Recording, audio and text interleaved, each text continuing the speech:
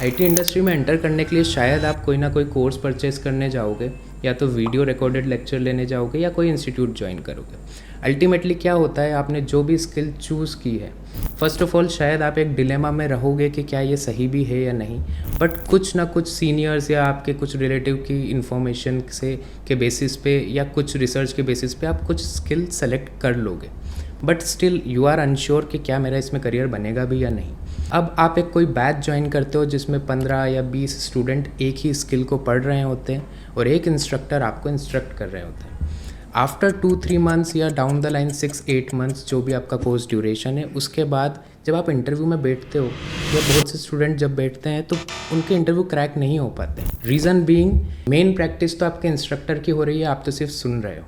आपको वो चीज़ उस समय उस 1 घंटे की क्लास में समझ में आ जाएगी, बट बाद में वो आपको रिकॉल नहीं होती है। इसी प्रॉब्लम को सॉल्व करने के लिए वेक्टर स्किल अकेडमी लेके आया है vast program, that means vector accelerated skill program. So what we do here is, एक बैच में मिक्स्ड स्टूडेंट रहेंगे, Python developer, front end developer, DevOps, AWS, even data analysis, React, MERN, everyone. अब आप सोचोगे कि सब लोग एक साथ कैसे पढ़ने वाले हैं। सो इसका आंसर है, स्टार्टिंग में सभी के बेसिक्स अलग अलग प्रिपेयर होंगे। Everyone will collaborate and come together and build a program और अ प्रोजेक्ट फ्रॉम स्क्रैच। बिल्कुल जीरो लेवल से पूरा प्रोजेक्ट साथ में एज अ टीम बनाएंगे, जैसे कि एक आईटी इंडस्ट्री में होता है। फॉर एग्जाम्पल, एक UI UX developer UI UX design करेगा। सिस्टम डिज़ाइन जो स्टूडेंट पढ़ना चाहता है वो पूरा wire framing and entire architecture prepare करेगा।